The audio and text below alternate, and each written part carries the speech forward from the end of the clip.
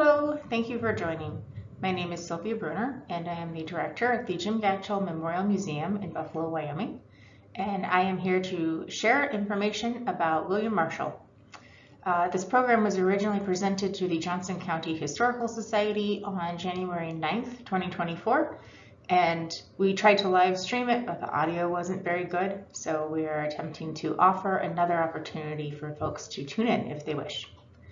From gold miner to surgeon, the letters of William Marshall at the Jim Gatchell Memorial Museum.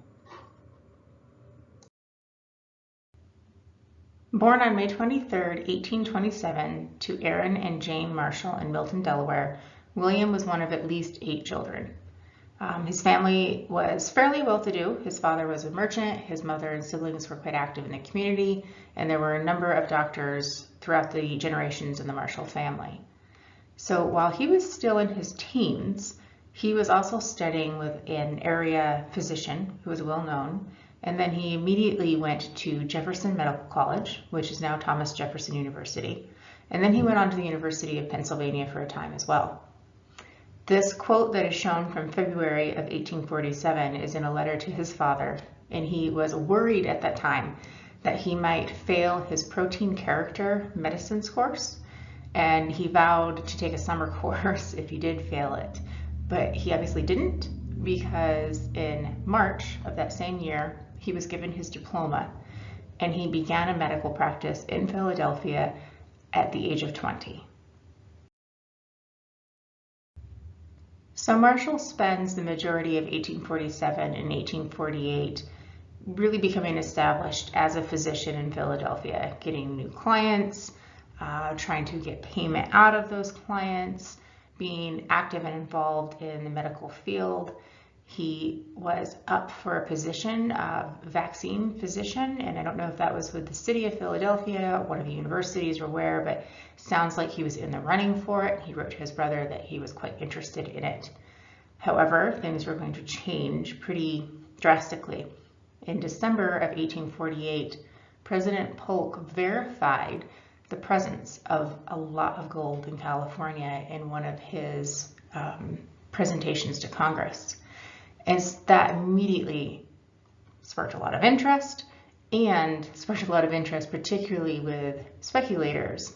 I would be tempted to call them shysters, but people like George Gordon, who saw immediate opportunities to make a buck.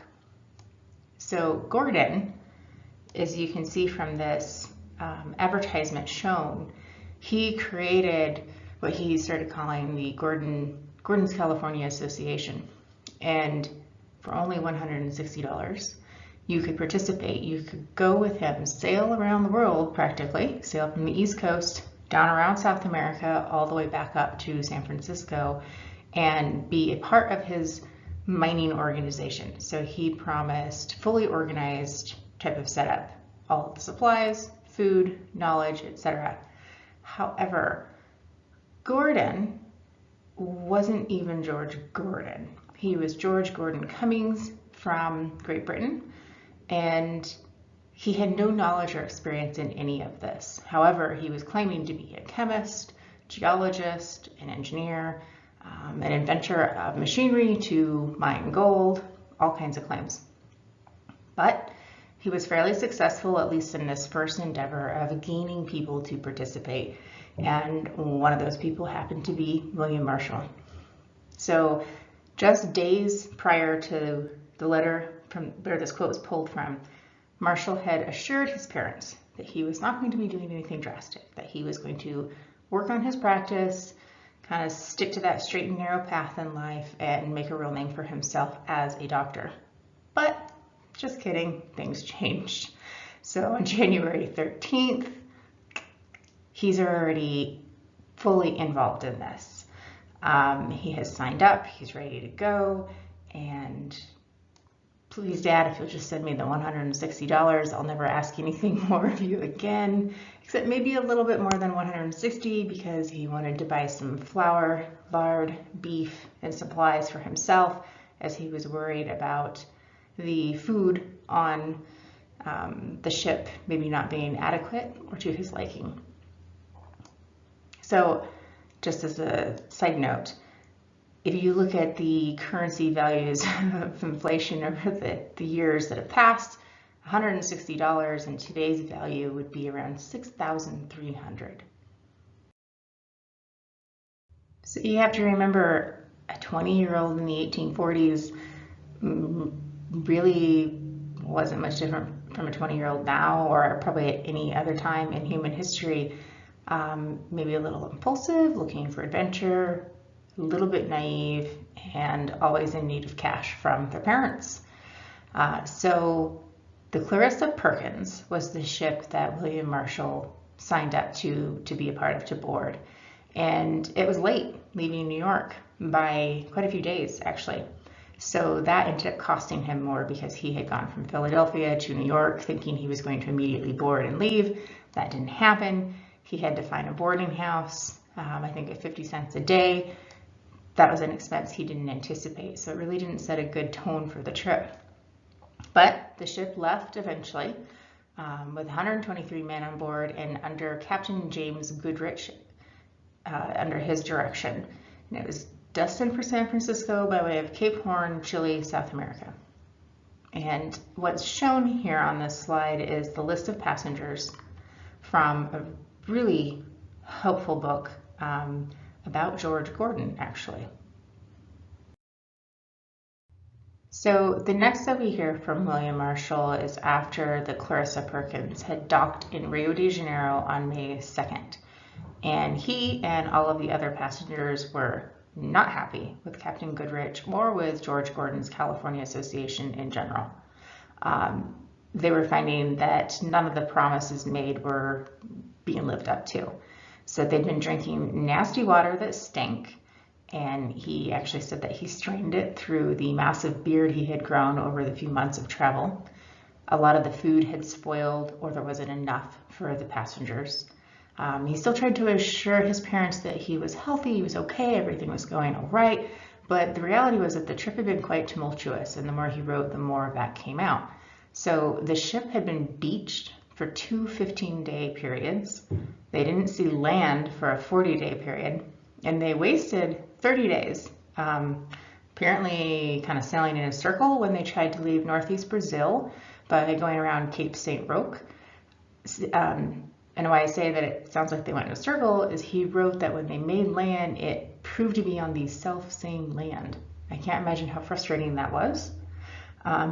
He also personally had an attack of dysentery so severe that it left him bedridden for weeks while he was dealing with lice and bed bugs. And a guy died. Another passenger fell overboard.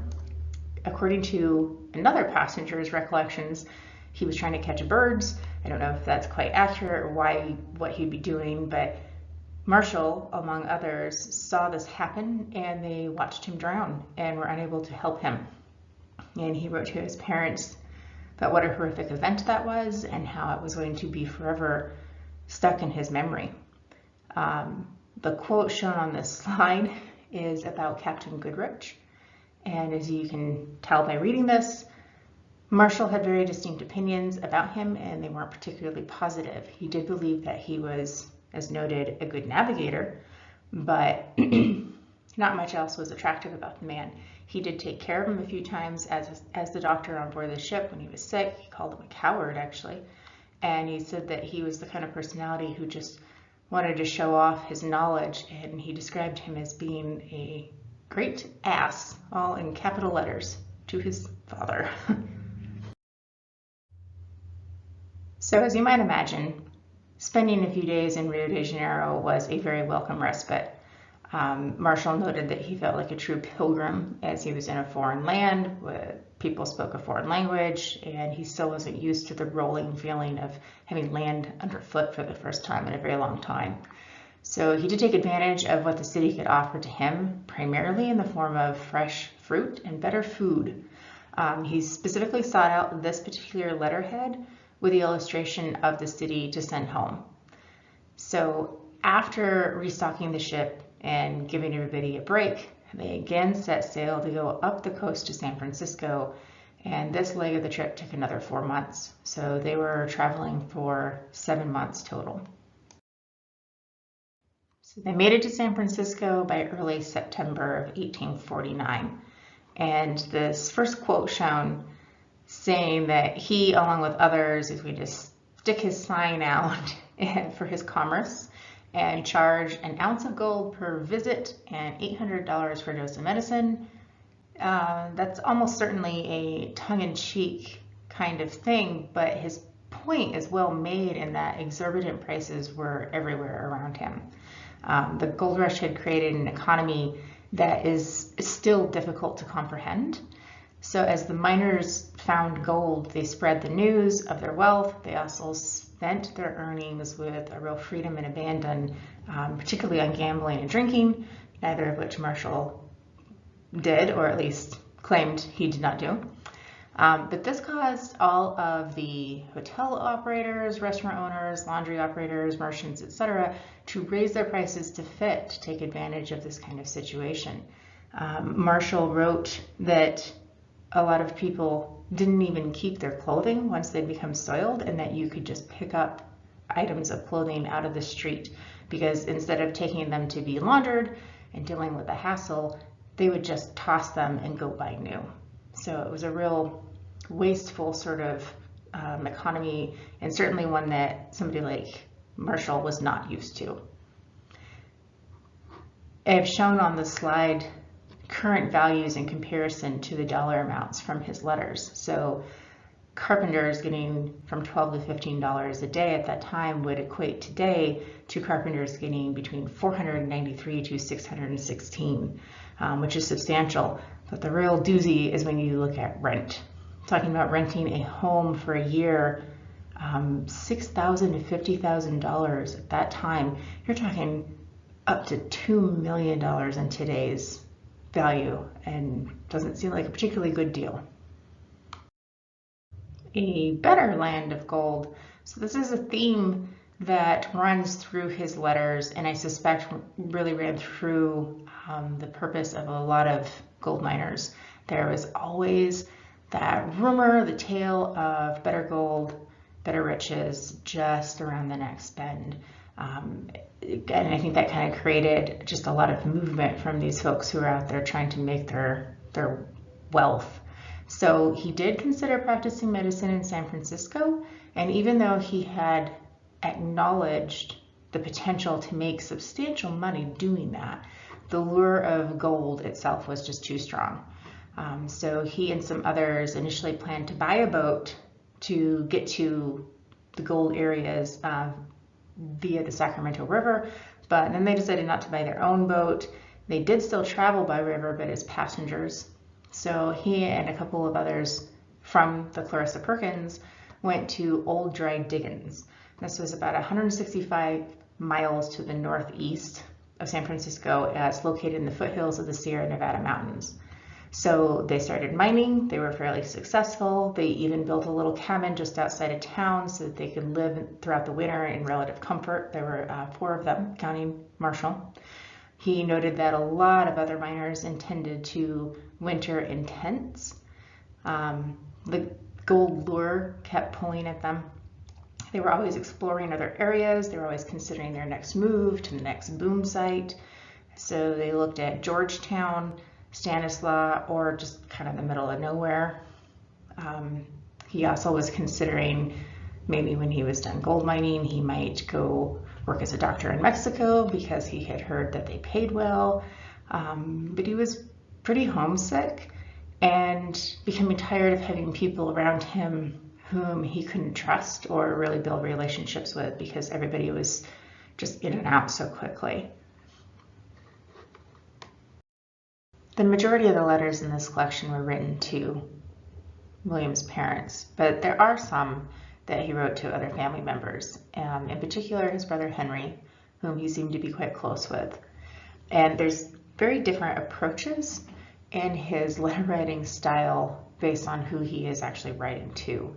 So he definitely has a softer approach in letters to his parents, where he at least starts out with more of the everything is okay, all's well type of claims, but might eventually parcel out some information.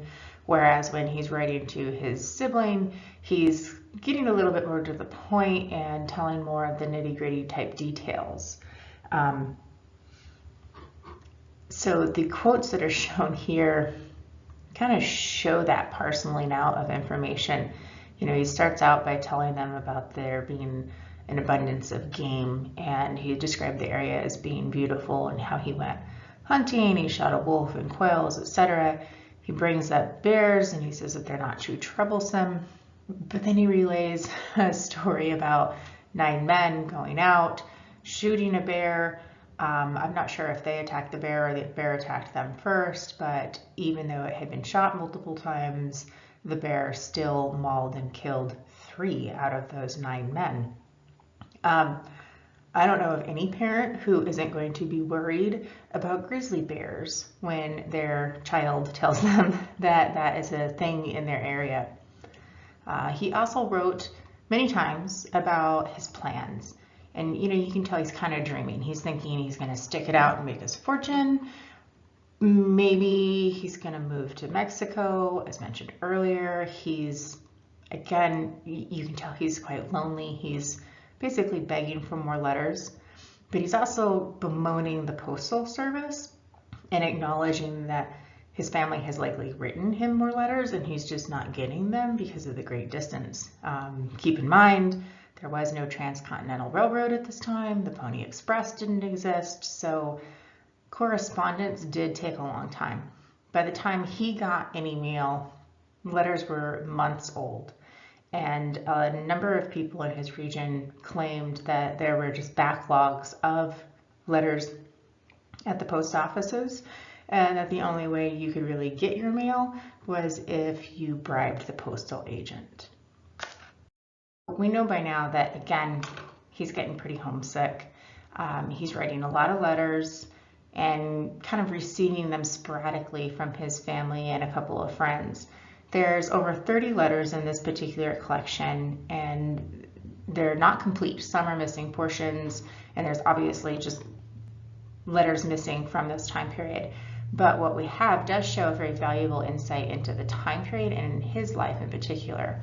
So, you know, they're over 170 years old, they're fragile. We utilize scanned digital images for research whenever possible instead of handling the original documents. And they've been transcribed to the best of our abilities. He has beautiful script, cursive handwriting, but it's also still difficult to read sometimes. And as supplies changed, that can increase the difficulty levels as well.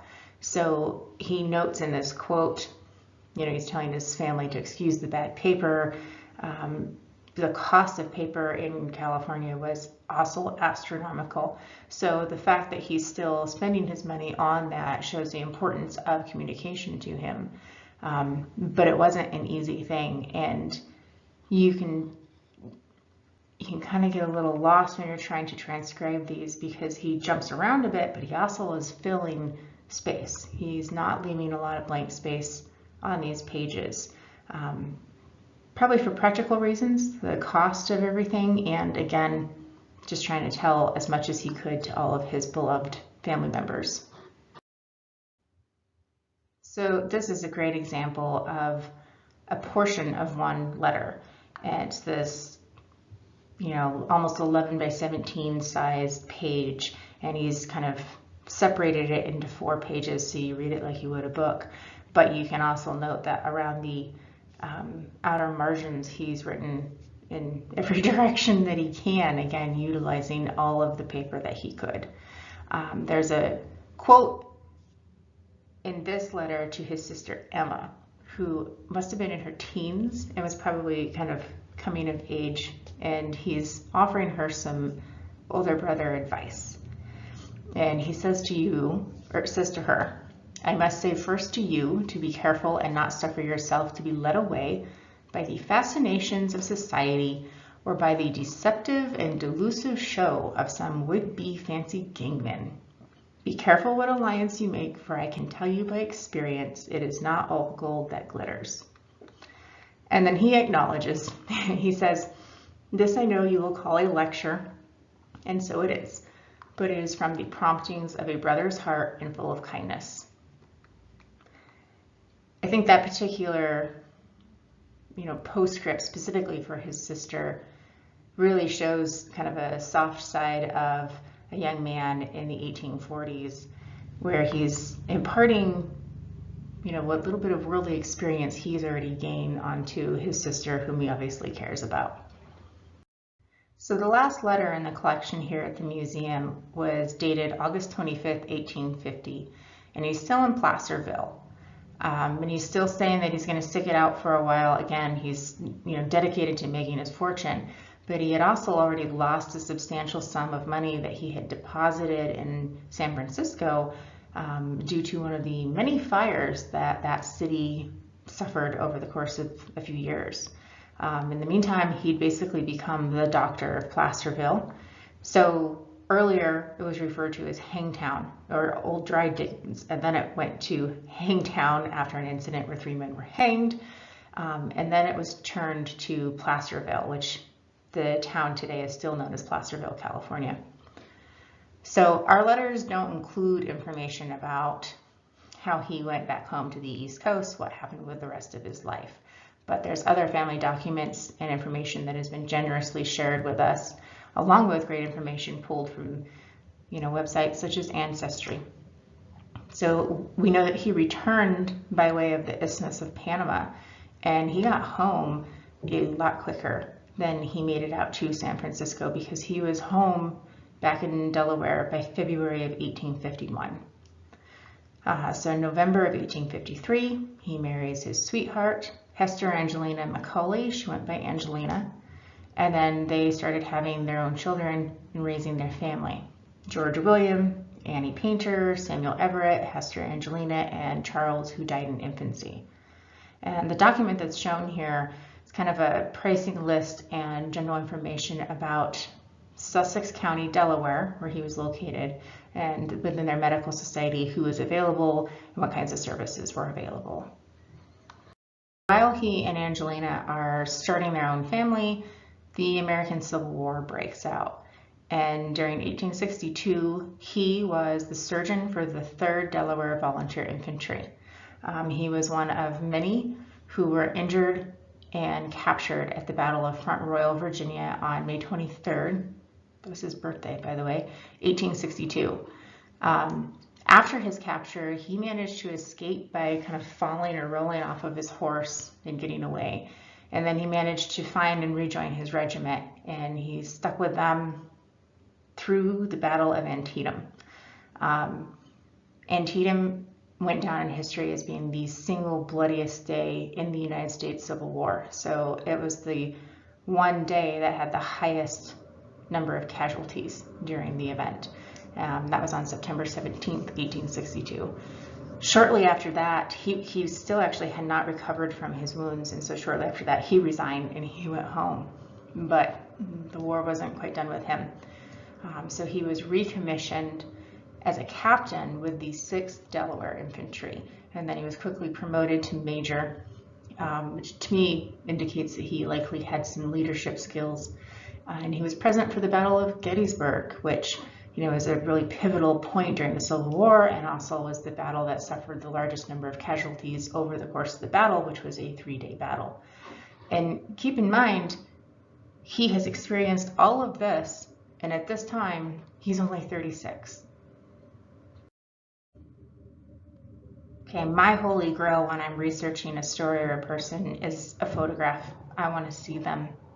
And this striking image really shows you a nice portrait of this man. We know there were earlier pictures because when he left on the Clarissa Perkins back in February of 1849, he wrote to his family thanking them for sending him updated daguerreotypes of themselves. And I'm sure he treasured those photos in his travels, but he had regretted that he didn't have the time or the money to get an updated photograph of himself to send back home. So their old copy would have to do, and that was 3 or 4 years old. But fortunately, we have access to these images from family members, and I think it's quite insightful to just see what a person looks like. So after he returned from the Civil War, He and Angelina were in Georgetown, Delaware, where they were raising their children. A couple years later, they moved to Milford, Delaware, which was actually where Angelina was from, and they moved into her childhood home. So he was very active, not only as a doctor, but he also became invested in or was a partner of a company that conducted shipbuilding in 1878. I think he was mayor in Georgetown. He stayed very active in a lot of medical associations and organizations of the such. He died on November 9th, 1900 at the age of 73. Now, you might be thinking, well, this is a really cool story, this is a neat guy, but why do we care in Johnson County, Wyoming? We care because of her. So Annie Painter Marshall was William Marshall's oldest daughter. And in 1883, she married a local man named Henry Winter Davis. So Henry was also a medical student, but before he graduated, he picked up and he went out west to try ranching. So he actually formed his ranch at the mouth of Salt Creek on Powder River with Francis Robbins, who was soon to become his brother-in-law, and they called the ranch the Spectacle. So Davis played a very fascinating and important role in the Johnson County Cattle War. I'm not going to go too deep into that because that's a whole other subject, but we know that life in Johnson County in April of 1892 was dangerous, but it was particularly dangerous for the Davis family.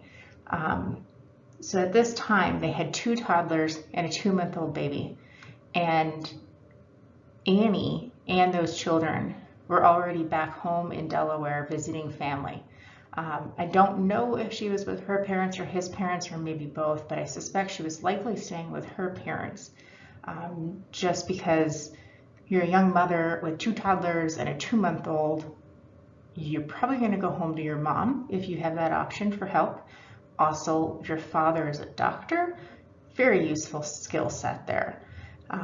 Regardless, we know she's in Delaware with all of the children. Henry Winter Davis was a member of the Wyoming Stock Growers Association. He was in the cattle barons camp, if you will. But as things progressed with the invasion of Johnson County, he couldn't stay in that camp. His moral compass clicked and he was done, and he could not follow through with the intentions of murder. And so the quote that is shown here is from a letter that he wrote to Annie while she was in Delaware. And it's particularly poignant. You know, he's asking for her forgiveness for what he may or may not participate in and the decisions that he's making, because he knows full well that by backing out as a supporter of the barons, he's going to become a target for them as well. And by default, so will his family. However, the Davis family survived the Johnson County Cattle War.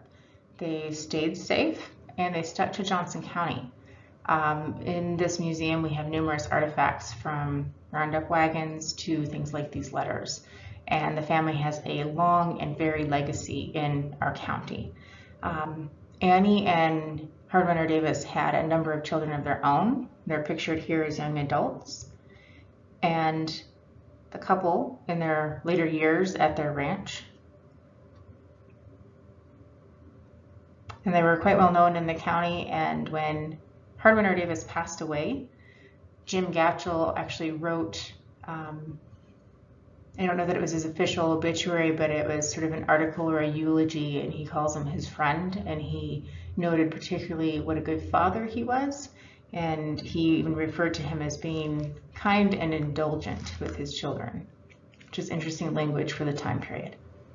So the images on this slide show you the headstone of William Marshall back in Delaware. To our knowledge, he never set foot in Wyoming. We know that he and his wife, they referred to themselves as Ma and Pa, and they did keep in constant contact, I'm sure, with all of their children, but particularly with Annie, who is our local connection, as there are family copies of letters back and forth between them. And he was active until the day he died. I wish the quality was a little better of this image showing the people, but it's noted as being mother, so that should be Annie, and Frank Davis at grandmother's in Milford. So obviously those family ties were strong and they went back and forth frequently.